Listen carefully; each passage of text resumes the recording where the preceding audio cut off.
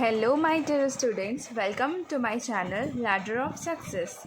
I am Chaitali, your biology mentor, and I am here to make your concept crystal clear. Students, आज हम पढ़ने जा रहे हैं ह्यूमन रेस्पिरेटरी सिस्टम. यह लाइफ प्रोसेस का दूसरा टॉपिक है. पहला न्यूट्रिशन हम पढ़ चुके हैं और आज हम पढ़ने जा रहे हैं ह्यूमन रेस्पिरेटरी सिस्टम. चलिए आज की क्लास की शुरुआत की जाए योगा से. जोर से सांस लीजिए. अब सांस छोड़िए, है ना.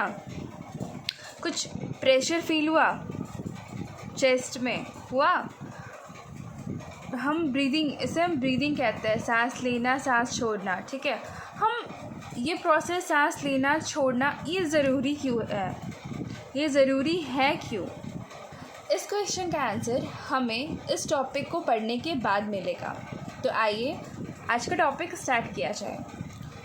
ह्यूमन रेस्पिरेटरी सिस्टम काम कैसे करता है, इसको जानने से पहले हम यह जान लें कि ह्यूमन रेस्पिरेटरी सिस्टम का स्ट्रक्चर क्या है. तो ये मैंने डायग्राम ड्रॉ कर रखा है ह्यूमन रेस्पिरेटरी सिस्टम का. यह एक आदमी है. टकलू नहीं, इसके बाल है भाई. ये रहा इसके बाल. ठीक है. ये जो आदमी है इसको मैंने डाइसेक्ट कर लिया. अब हम इसके एनाटॉमिकली स्ट्रक्चर को स्टडी करते हैं. ये क्या है? नोज़ और ये माउथ है ना. ये है नाजल कैविटी. हम अपने नाक में जब उंगली डालते हैं तो एक स्पेस जो होता है ना, हॉलो कैविटी है ना, वो होता है नाजल कैविटी. और ये है बक्कल कैविटी. जब हम फूड को च्यू करते हैं तो जो हमारा माउथ का कैविटी होता है उसे हम बक्कल कैविटी भी कहते हैं, as we have studied earlier in previous topic nutrition digestion process में, है ना. ये बक्कल कैविटी है, ये नाजल कैविटी है. ठीक है. नोज़ है. ये मेरा डायग्राम थोड़ा गंदा है बट बच्चों मैंने कोशिश पूरी करा है. ये नाजल कैविटी है, ब्लू स्ट्रक्चर है ना, और ये बक्कल कैविटी है. ये दोनों का ओपनिंग है ये फेरिंग्स. ये रेड वाला स्ट्रक्चर, रेड वाला आपको दिख रहा है. ये पोर्शन, ये red, this portion is known as pharynx. Pharynx जो है वो बच्चों ये कॉमन ओपनिंग है बक्कल कैविटी और नाजल कैविटी, जिसे हम नोस्ट्रिल भी कहते हैं. इसे नोस्ट्रिल और बक्कल कैविटी की कॉमन ओपनिंग है. तो अगर हम खाना खाते हैं, सॉरी यहाँ से तो सांस लेते हैं ना, जो हम O2 का इनटेक करते हैं, जो हम खाना खाते हैं, वो दोनों का कॉमन पैसेज है फेरिंग्स. ठीक है. Pharynx is a common passage of both. ना फेरिंग्स जो है वो फर्दर डिवाइडेड हो जाती है ट्रैकिया में और फूड पाइप में. फूड पाइप हम नहीं पढ़ेंगे, हम पढ़ चुके हैं पहले न्यूट्रिशन टॉपिक में. चूँकि हम रेस्पिरेटरी सिस्टम पढ़ेंगे तो हम बात करेंगे सिर्फ ट्रैकिया की. ये क्या है मेरे बच्चों? पिंक वाला स्ट्रक्चर, ये है ट्रैकिया. ठीक है. Nasal cavity, pharynx is the common opening of both buccal cavity and nasal cavity. Now ये जो है फेरिंग्स वो ट्रैकिया में खुलता है थ्रू लैरिंग्स. लैरिंग्स को हम क्या कहते हैं? लैरिंग्स को कहते हैं हम वॉइस बॉक्स. क्या कहते हैं हम? Voice box. लैरिंग्स के ऊपर एक कार्टिलेजिनस फ्लिप होता है जिसे हम कहते हैं एपिग्लॉटिस. ठीक है. क्या कहते हैं? एपिग्लॉटिस. जो लैरिंग्स है ना मेरे बच्चों, लैरिंग्स है वो रिस्पॉन्सिबल होता है साउंड के प्रोड्यूसिंग में हेल्प करता है लैरिंग्स. इसीलिए हम कहते हैं इसे वॉइस बॉक्स और साउंड बॉक्स. वॉइस बॉक्स ही कह लेना, ज़्यादा बेटर साउंड करेगा. ओ बाबा, ये वॉइस बॉक्स कह लेना, साउंड बॉक्स मत कहना क्योंकि ज़्यादा बेटर साउंड करेगा. ठीक है. अब बात करते हैं लैरिंग्स की और ट्रैकिया. अच्छा बच्चों, ये कॉमन पैसेज है ये फूड के एयर और फूड के लिए, दोनों के लिए. तो ये दोनों तो कैसे, अगर हम खाना खाएंगे तो ये तो ट्रैकिया में भी जाएगा, तो फिर उसके थ्रू लिवर लंग्स में भी जा सकता है. तो फिर ये क्या है? तो मेरे प्यारे बच्चों, यहाँ पर एक कॉन्सेप्ट है एपिग्लॉटिस का। जब हम सांस लेते हैं, सांस ब्रीदिंग का जो प्रोसेस है वो तो पूरे दिन रात चाहे हम सो रहे हों तो भी ब्रीदिंग होते रहता है। तो ये जो है नोज़ के थ्रू एयर जाते रहती है, लेकिन हम दिन भर तो खाना नहीं खाते। जब हम खाना खाते हैं तो जो ये एपिग्लॉटिस है ना, ये फ्लिप हो जाती है, ट्रैकिया को कवर कर लेती है और खाना ईसोफेगस के थ्रू स्टमक में चला जाता है। तो एपिग्लॉटिस की वजह से खाना जो है वो हमारे लंग्स में नहीं जा पाता। ठीक है, अब ये ट्रैकिया क्या है? ये जो ट्रैकिया है ना बच्चों, जो ट्रैकिया है वो उसकी लेंथ होती है 10 to 11 सेंटीमीटर। कितनी? 10 to 11 सेंटीमीटर। और ट्रैकिया के जो वॉल पे ना यूँ सी शेप्ड ऐसे कार्टिलेजिनियस रिंग्स होते हैं, जिसे हम क्या कहते हैं? बताओ कार्टिलेज रिंग। ठीक है, ये क्या होता है? It's help trachea so that it could not collapse. इसे कोलैप्सिंग से बचाने के लिए कार्टिलेज रिंग होती है, कोलैप्स ना करे ट्रैकिया, इसीलिए कार्टिलेज रिंग जो कि सी शेप्ड स्ट्रक्चर होता है वो रहते हैं ट्रैकिया के इर्द गिर्द। ये कितने ये हो जाते हैं 16 to 20 numbers. 16 to 20 numbers. Trachea की लेंथ होती है 10 to 11 सेंटीमीटर और ट्रैकिया रिंग होता है 16 से 20 रिंग्स प्रेजेंट होता है ट्रैकिया में। फिर ट्रैकिया फर्दर डिवाइडेड होती है। ठीक है, ट्रैकिया फर्दर डिवाइड होती है, ट्रैकिया डिवाइडेड हो जाती है।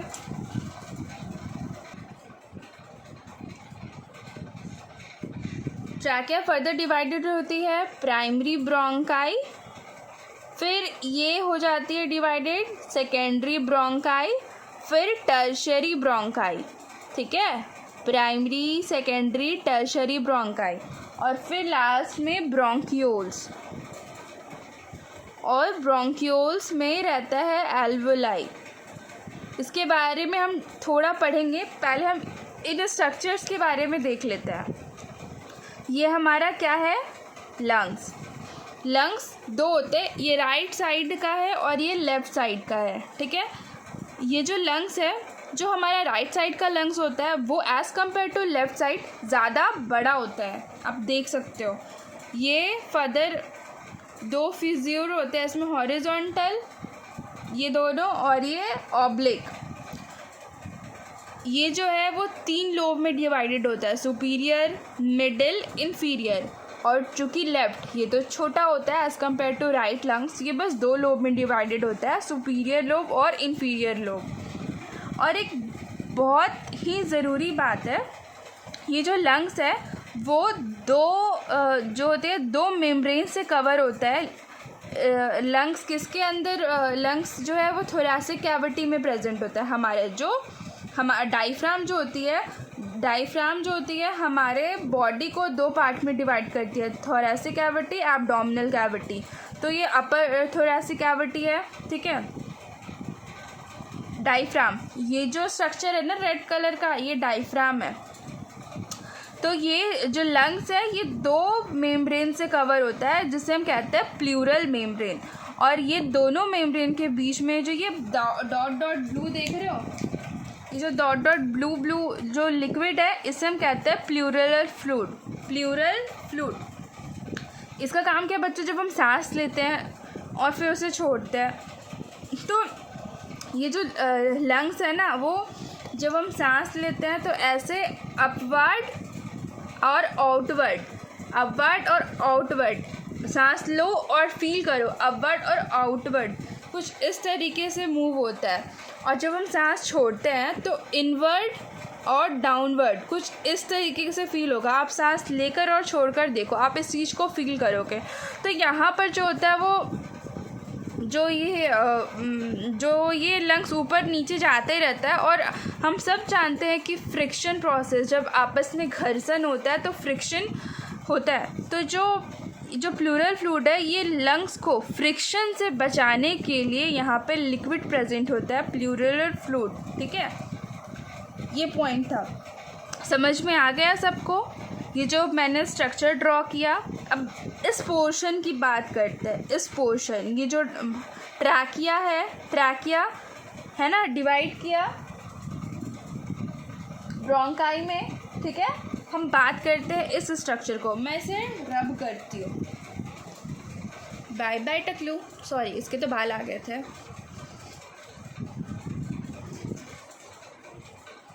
ओ, डायफ्राम का एक फंक्शन था। अच्छा कोई बात नहीं। ये जो ट्रैकिया था, है ना, ट्रैकिया, ये फर्दर ये है ट्रैकिया, है ना। ट्रैकिया है, फर्दर 2 पार्ट में डिवाइडेड होता है। इसे हम कहते हैं प्राइमरी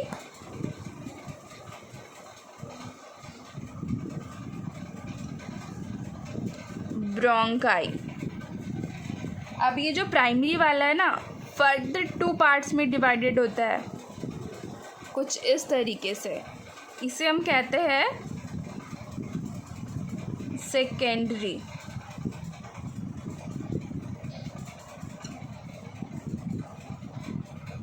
ब्रोंकाई। अब सेकेंडरी ब्रोंकाई जब फर्दर डिवाइड हो, जब फर्दर ये 2 पार्ट में डिवाइड हो, तो इसे हम कहते हैं टर्शियरी ब्रोंकाई, ठीक है। इसे हम कहते हैं टर्शियरी ब्रोंकाई। फिर फर्दर टर्शियरी ब्रोंकाई जब फर्दर डिवाइड होती है तो उसे हम कहते हैं ब्रोंक्यूल। उसे हम क्या कहते हैं?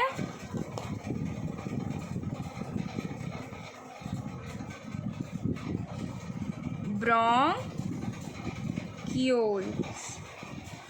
और ये बहुत सारे ब्रोंक्यूल्स प्रेजेंट होते हैं हमारे लंग्स में, ठीक है। हमारे लंग्स में बहुत सारे ब्रोंक्यूल्स प्रेजेंट होते हैं और ब्रोंक्यूल से सटी होती है एल्वियोलाई। क्या? एल्वियोलाई। आप कभी अंगूर खाए हो? कुछ अंगूर का गुच्छा देखा आपने बच्चों? अंगूर का गुच्छा, एक डंडे में ढेर सारे अंगूर रहते हैं। वैसे ही ब्रोंक्यूल से एल्वियोलाई, एक ब्रोंक्यूल में बहुत सारी एल्वियोलाई रहती है। एल्वियोलाई क्या है? एल्वियोलाई है थिन स्क्वेमस एपिथेलियम से बनी हुई एक लेयर, बहुत ही पतली, बहुत ही ज़्यादा थिन, स्क्वेमस एपिथेलियम से बनी हुई एक स्ट्रक्चर, ठीक है। ये स्ट्रक्चर समझ में आ गया? ट्रैकिया से primary bronchi, secondary bronchi and then tertiary bronchi. Primary से फर्दर डिवाइड सेकेंडरी से पहले तो ट्रैकिया था, उससे प्राइमरी, फिर प्राइमरी ब्रोंकाई, फिर सेकेंडरी ब्रोंकाई, फिर टर्शियरी ब्रोंकाई, फिर ब्रोंक्यूल्स एंड देन एल्वियोलाई। ठीक है।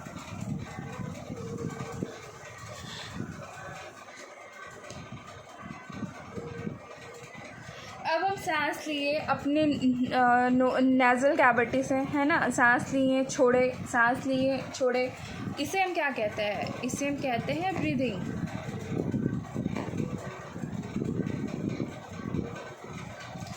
बच्चों एक मिथ है, हम ब्रीदिंग को ही रेस्पिरेशन कह देते हैं, लेकिन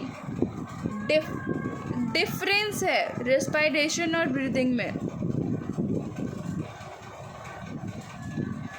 रेस्पिरेशन और ब्रीदिंग में डिफरेंस है। क्या है बता दो? तो बच्चों हम बात कर लेते हैं ब्रीदिंग की। बात करते हैं किसकी? ब्रीदिंग की। तो ब्रीदिंग है exchange of gases, exchange of gases is known as breathing. इसमें दो प्रोसेस आती हैं, इनहेलेशन और एक्सहेलेशन।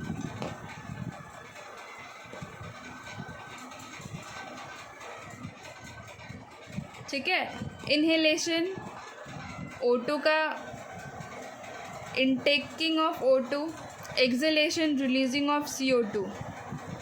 ये दोनों नेज़ल कैविटी से होती है। ठीक है, एक इनहेलेशन और एक एक्सहेलेशन मिलके बनता है वन ब्रेथ। क्या बनता है? One breath. जब हम सांस लेते हैं ना, एक बार इनहेल किया फिर एक्सहेल किया, उसे कहते हैं वन ब्रेथ। वो एक बार का सांस लेना हुआ।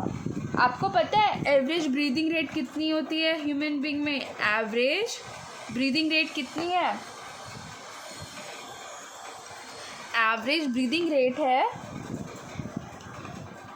12 to 16 और कहीं कहीं 20 भी लिखा रहता है। 12 to 16 breath per minute. 12 to 16 breath per minute. NCERT में 16 है तो हम 16 ही मानेंगे। 12 to 16 ब्रीथ पर मिनट मतलब एक मिनट में हम 12 से 16 बार सांस लेते हैं, छोड़ते हैं। ठीक है, अब ये तो हो गया ब्रीदिंग। रेस्पिरेशन क्या है? Let me explain. बच्चों, अभी हमने देखा इनहेलेशन का प्रोसेस, हमने देखा इनहेलेशन का प्रोसेस, है ना?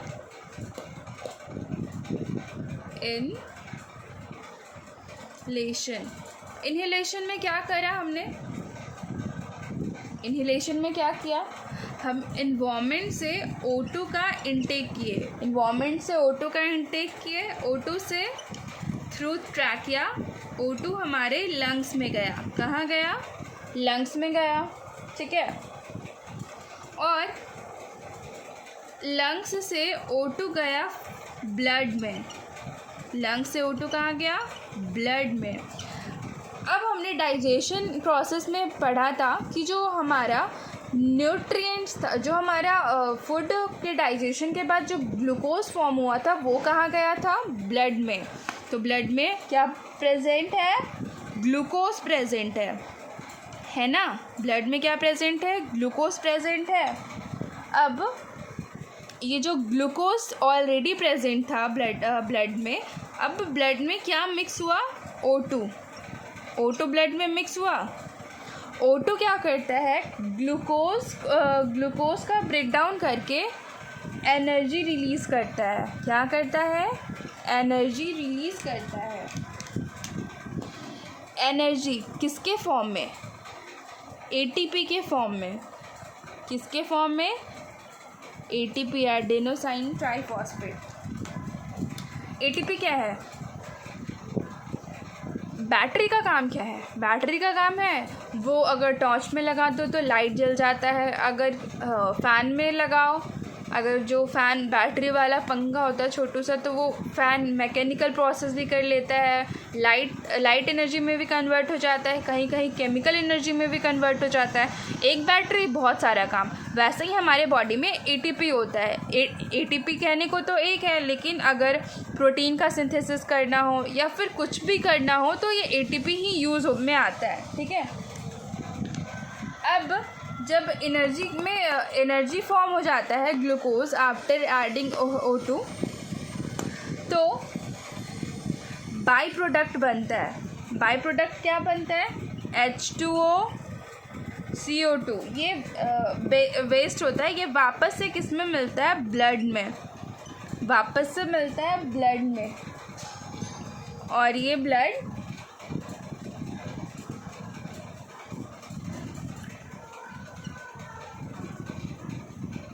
वापस से फिर ये ब्लड में जाके लंग्स, ये ब्लड के through CO2 H2O lungs vapour CO2 lungs में जाता है, और लंग्स वापस से CO2 को इन्वायरमेंट में रिलीज़ कर देता है। जिसे हम कहते हैं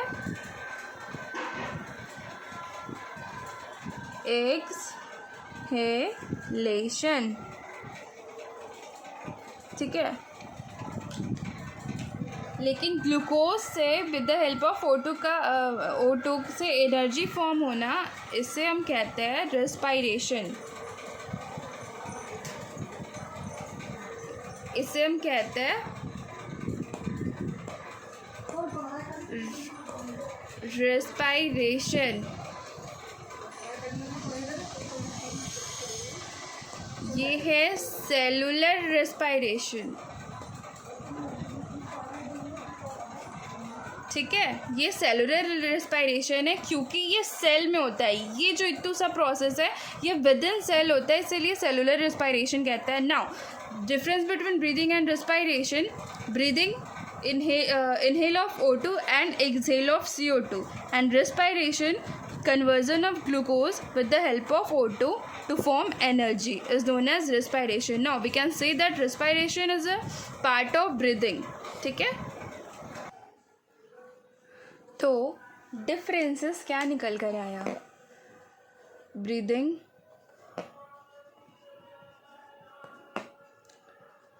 और रेस्पायरेशन। ये क्वेश्चन अक्सर आ जाता है एग्जामिनेशन में, आपको पता है? What is the difference between breathing and respiration? तो आंसर क्या हो गया, फटाफट मेरे को बताते चलो। आंसर क्या हो गया बताते चलो मुझे। पहला, ये कौन कैसा प्रोसेस है? फिजिकल प्रोसेस है या केमिकल प्रोसेस है? ऑब्वियसली इनटेक और इनहेलेशन और एक्सहेलेशन है।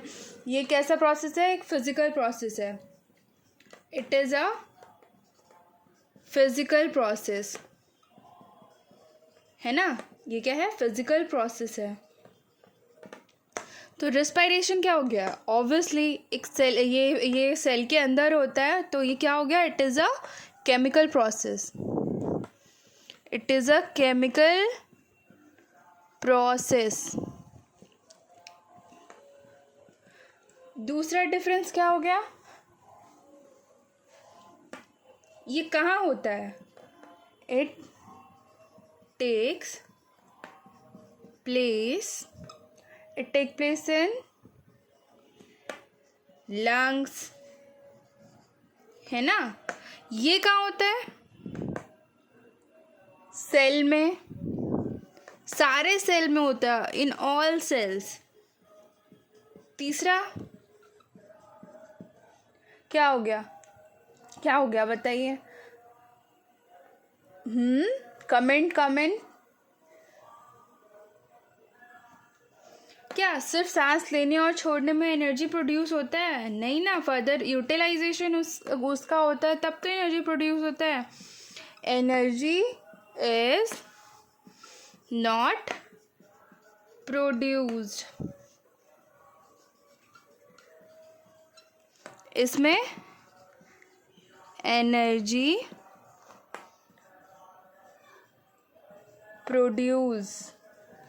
energy is produced किसके फॉर्म में? in the form of ATP। By mistakely मैंने बोल दिया respiration is a part of breathing, समझाने के लिए बोला था, एक्चुअली है नहीं।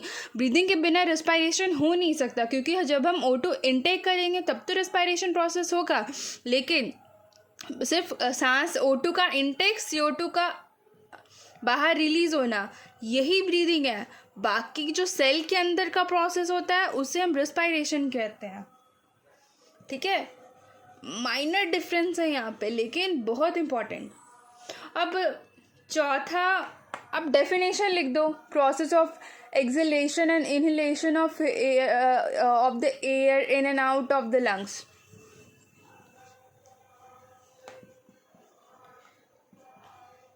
Process of exhaling and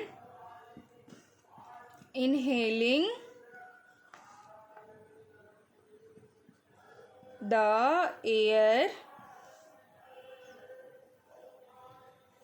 in and out of the lungs respectively. इसका क्या हो जाएगा? Process of breaking down of glucose to produce energy. Respiration is the process of breaking down of glucose to produce energy.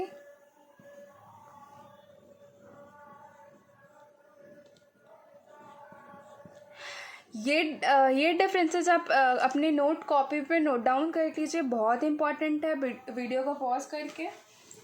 Now further हम आगे बढ़ते हैं। Respiration कितने type का होता है पता है आपको? कितना टाइप का होता है मेरे को बताइए। Types of respiration, types of respiration. पता है रेस्पिरेशन जो होता है वो दो टाइप का होता है, एक O2 के साथ और एक O2 के बिना। अब बोलोगे ये क्या बोल रहे हो मैम? बिल्कुल सही, दो टाइप के होते हैं रेस्पिरेशन। एक होता है O2 के साथ एरोबिक रेस्पिरेशन,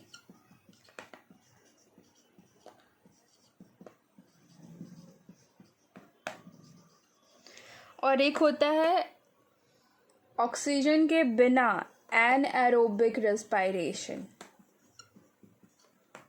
ठीक है,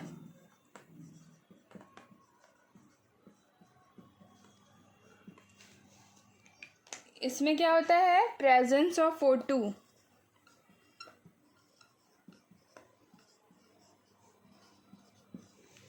एनारोबिक रेस्पिरेशन में क्या होता है? Anaerobic absence in absence of O2। पता है बच्चों, एनारोबिक रेस्पिरेशन को का दूसरा नाम होता है फर्मेंटेशन। हम ये सारे स्टेप को डीपली पढ़ेंगे, बट थोड़ा इंट्रो हो जाए, है ना? इंट्रो होगा तभी तो मज़ा है। फर्दर एनारोबिक रेस्पिरेशन जो होता है वो दो टाइप्स के होते हैं। कितने टाइप्स के होते हैं? वो फर्दर 2 टाइप्स के होते हैं। पहला होता है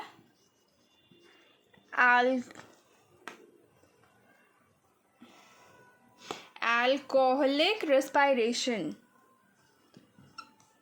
अल्कोहलिक फर्मेंटेशन कह लो जी इसको, अल्कोहलिक फर्मेंटेशन। और दूसरा होता है लैक्टिक एसिड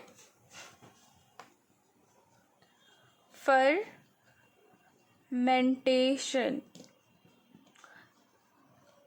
ठीक है, लैक्टिक एसिड फर्मेंटेशन। मैं भले ही मेरा सेटअप थोड़ा बुरा है, आजकल डिजिटल बोर्ड का ज़माना है, लेकिन believe me my dear students, मैं आपको बहुत ही बढ़िया कंटेंट प्रोवाइड कर रही हूँ, बहुत ही बढ़िया। नाउ रेस्पिरेशन कितने टाइप के होते हैं? 2 टाइप के, aerobic respiration, anaerobic respiration.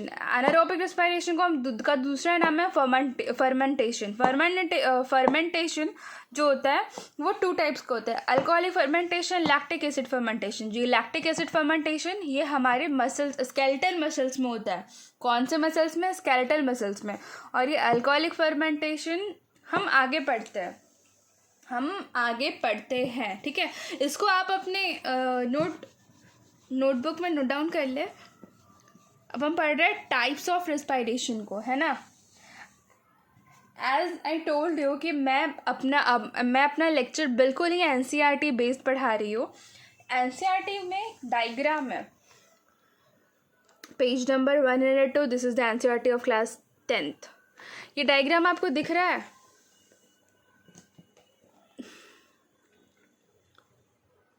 Glucose है, वेट अ सेकेंड, ये डायग्राम आपको अब क्लियर दिख रहा होगा, है ना। ग्लूकोज का साइटोप्लाज्म में पायरुवेट बनना, है ना, ग्लूकोज का साइटोप्लाज्म में पायरुवेट बनना। फिर फर्दर ये 3 टाइप में है। जो ऊपर वाला है वो इन एब्सेंस ऑफ ऑक्सीजन, आप देख सकते हैं यहाँ पे लिखा हुआ है, यहाँ पर साफ साफ लिखा हुआ है एब्सेंस ऑफ ऑक्सीजन, है ना, absence of oxygen, lack of oxygen, यहाँ पे लिखा हुआ है प्रेजेंस ऑफ ऑक्सीजन। ये वाला जो है ये एरोबिक रिस्पायरेशन है, ये दोनों एनारोबिक रिस्पायरेशन है।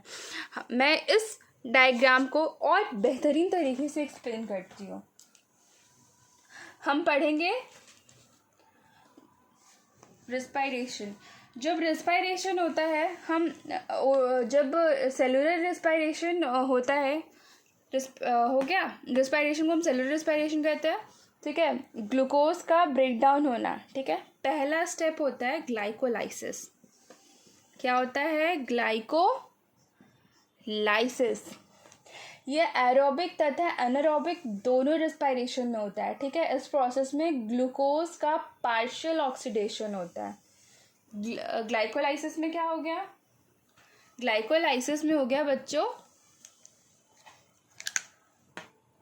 ये है ग्लूकोज, ये 6 कार्बन कंपाउंड है, C6H12O6, ठीक है।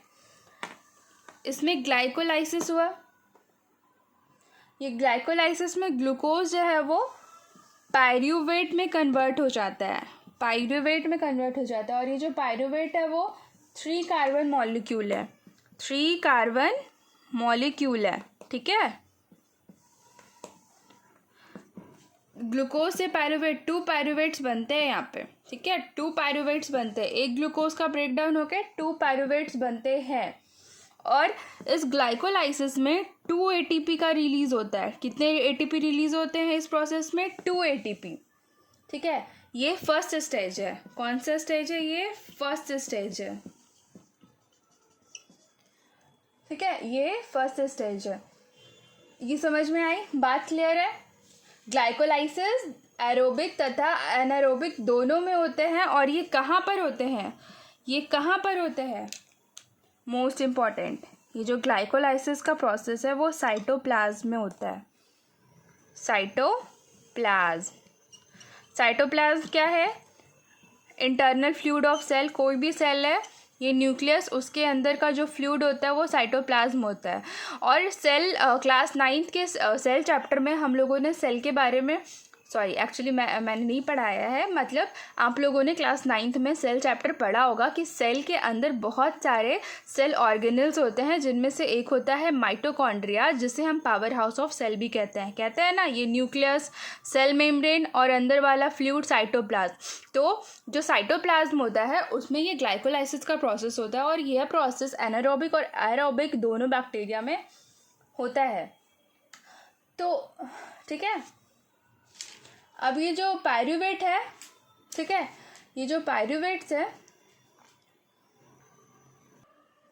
अब ये पायरुवेट्स बना, अब ये पायरुवेट्स फर्दर अगर O2 नहीं है तो फर्मेंटेशन होगा। अगर O2 है, प्रेजेंस ऑफ O2 है, तो यह फर्दर जो पायरुवेट्स है वो माइटोकॉन्ड्रिया में चला जाएगा, ठीक है। हम पढ़ते हैं सबसे पहले फर्मेंटेशन एनारोबिक रिस्पायरेशन को। ग्लाइकोलाइसिस हो गया, आफ्टर ग्लाइकोलाइसिस पायरुवेट्स बना, है ना। अब ये जो पायरुवेट्स है, हम बात करते हैं एनारोबिक रिस्पायरेशन।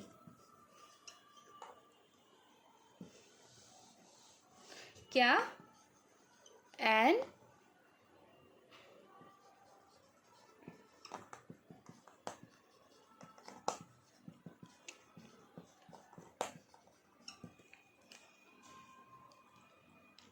ग्लूकोज है, पायरुवेट्स में कन्वर्ट हो गया है साइटोप्लाज्म में, है ना। पायरूवेट्स में कन्वर्ट हो गया है। अब यहाँ पे होता है बच्चों, अगर O2 नहीं है, in absence of O2, without O2, you can say that, without O2, यहाँ पे लिखना बेटर होगा, विदाउट O2, ध्यान से समझिएगा, विदाउट O2।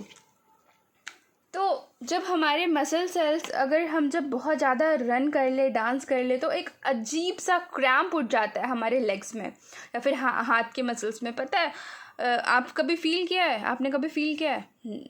ठीक है, तो वो जो होता है ना, वो कहाँ होता है, वो पता है किस वजह से होता है? क्योंकि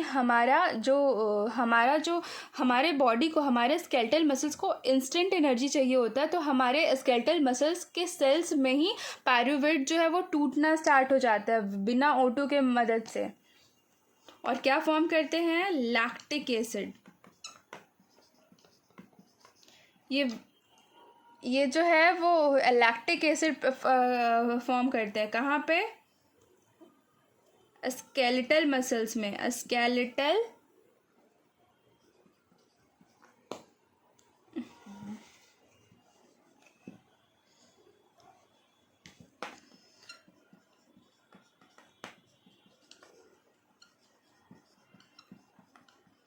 स्केलेटल मसल्स में लैक्टिक एसिड का फॉर्मेशन हो जाता है। ठीक है, और लैक्टिक एसिड का फॉर्मूला पता है? और वो भी 2 लैक्टिक एसिड का फॉर्मेशन होता है, CH3CHO then HCOOH। So simple है ना? ये 2 molecules of lactic acid, 2 molecules of lactic acid का 2 मॉलिक्यूल का lactic acid, 2 molecules lactic acid बन जाता है। ठीक है, और यही लैक्टिक एसिड रीज़न है, दिस इज़ द रीज़न कि हम जब हमारे मसल्स को इंस्टेंट एनर्जी की ज़रूरत होती है तो हमारे मसल्स के सेल के अंदर ही O2 जो है वो, मतलब इंस्टेंट एनर्जी चाहिए होता है, तो वो पायरूवेट एसिड का डायरेक्ट ब्रेक डाउन हो जाता है, जिससे लैक्टिक एसिड का फॉर्मेशन होता है और हमारे लेग्स में दर्द उठता है, क्रैम्प्स है ना, क्रैम्प्स उठते हैं। अब बात आती है दूसरा एनारोबिक रेस्पिरेशन, जिसे हम कह रहे थे अल्कोहलिक फर्मेंटेशन। अल्कोहलिक फर्मेंटेशन जो बैक्टीरिया या ईस्ट की सेल में होता है। कहाँ पे होता है?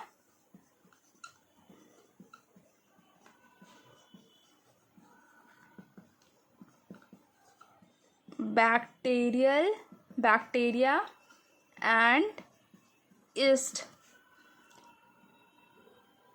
की सेल में होता है। ठीक है, ईस्ट के सेल में होता है, in the cell of yeast and bacteria. ठीक है, जब बैक्टीरिया और जो ईस्ट होता है वो in the absence of O2 respiration का प्रोसेस इनके अंदर होता है, और क्या फॉर्म करते हैं? ये फॉर्म करते हैं इथाइल अल्कोहल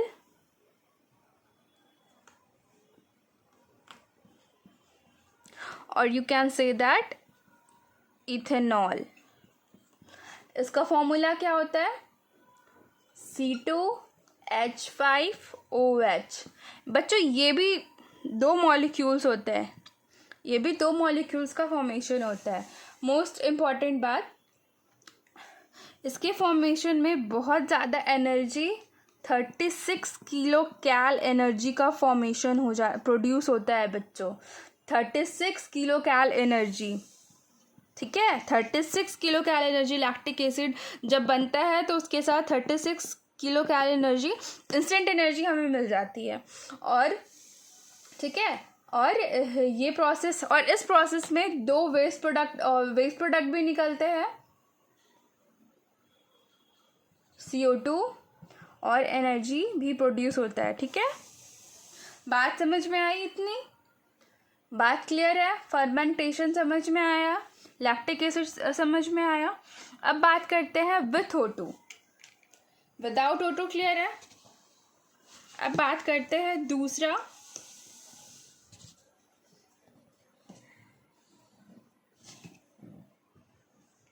विथ O2।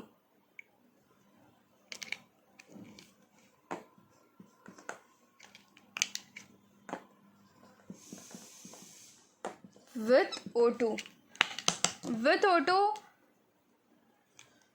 जब O2 रहता है, ठीक है, जब O2 रहता है तो ये ये प्रोसेस कहाँ होता है? माइटोकॉन्ड्रिया में। कहाँ होता है? माइटोकॉन्ड्रिया में। ये एक सेल ऑर्गेनल्स है। आप 9th क्लास अच्छे से पढ़े होंगे तो आपने स्टडी किया होगा mitochondria, power house of the cell. ये प्रोसेस माइटोकॉन्ड्रिया में होता है, ठीक है, और माइटोकॉन्ड्रिया में होता है। और इससे in presence of oxygen pyruvates further किस में कन्वर्ट हो जाते हैं? CO2 में, वाटर में, और निकलती है जो हमें चाहिए, एनर्जी, है ना। हमें क्या मिल जाती है? एनर्जी O2 के साथ। और यहाँ पे बता दूँ, ये प्रोड्यूस होता है एनर्जी 36 ATP, ठीक है। ये 36 ATP हुआ। मैं बताती हूँ, एक्सप्लेन करती हूँ। ये ग्लूकोज था, C6H12O6, ठीक है। इससे 2 पायरुविक एसिड बना,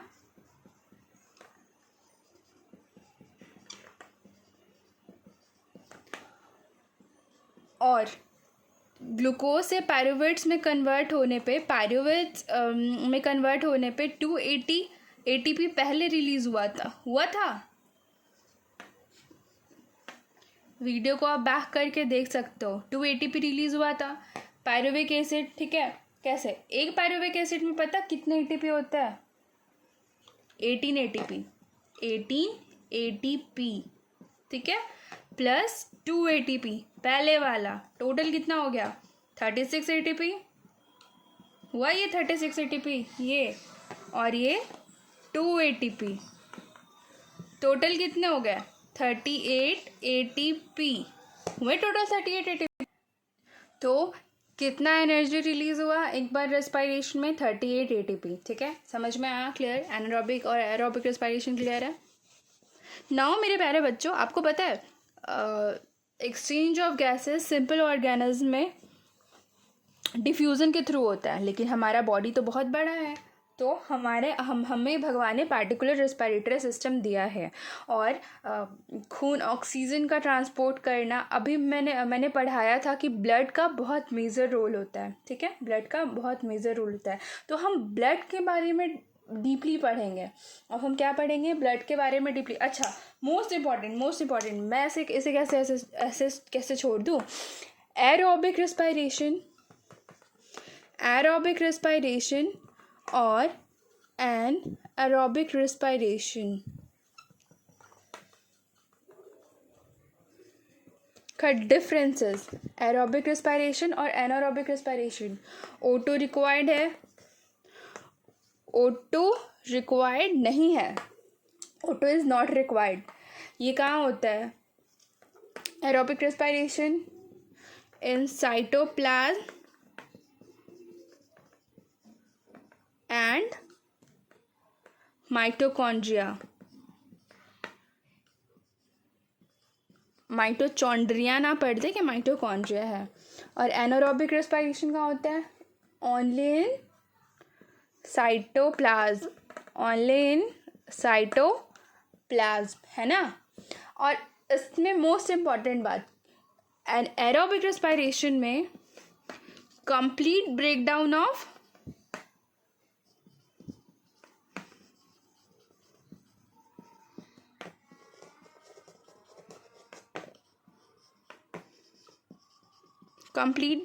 ग्लूकोज होता है।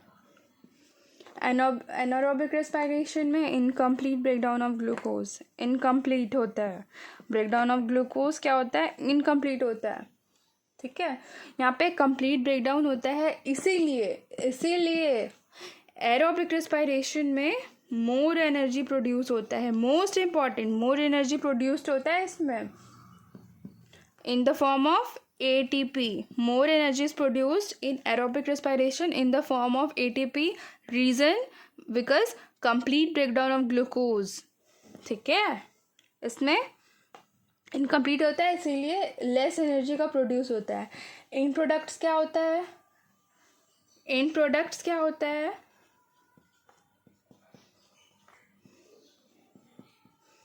एंड प्रोडक्ट्स होता है CO2 एंड H2O, है ना। इसमें एंड्स प्रोडक्ट क्या होता है? CO2 एंड इथाइल अल्कोहल और या तो लैक्टिक एसिड, है ना, पढ़ा है हमने। समझ में आ गया? डिफरेंसेस क्लियर है?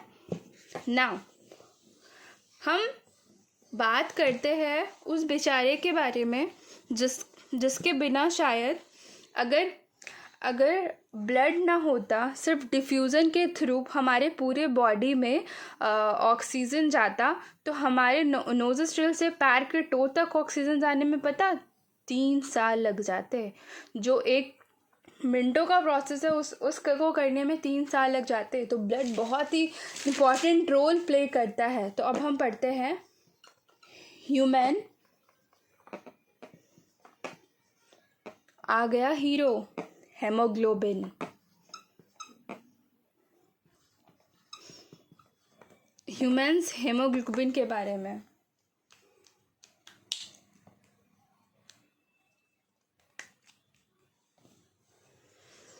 रेड ब्लड सेल RBC, इसका कलर लाल होता है। क्यों? Due to presence of haemoglobin.